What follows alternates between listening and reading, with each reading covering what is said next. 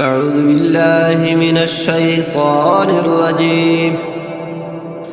بسم الله الرحمن الرحيم.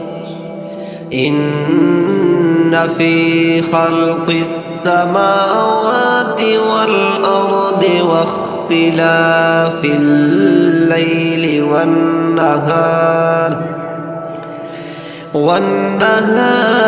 والفلك التي تجري في البحر بما ينفع الناس وما أنزل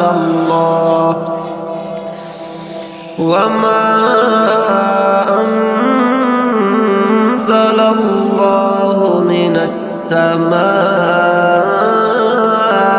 من ماء فأحيا به الأرض بعد موتها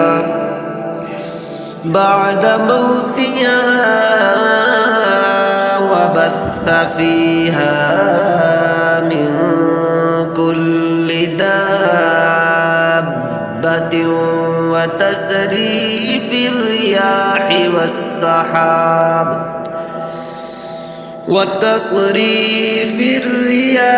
والسحاب المسخر بين السماء والأرض لآيات لقوم يعقلون. ومن الناس من يتخذ من دون الله أندادا يحبونهم كحب الله والذين آمنوا أشد حبا لله.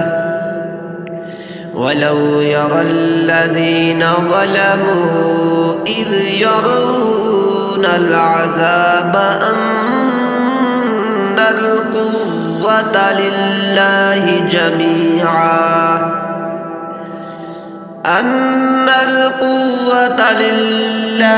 جميعا وأن الله شديد العذاب. إذ تبرأ الذين اتبعوا من الذين اتبعوا ورأوا العذاب وتقطعت بهم الأسباب.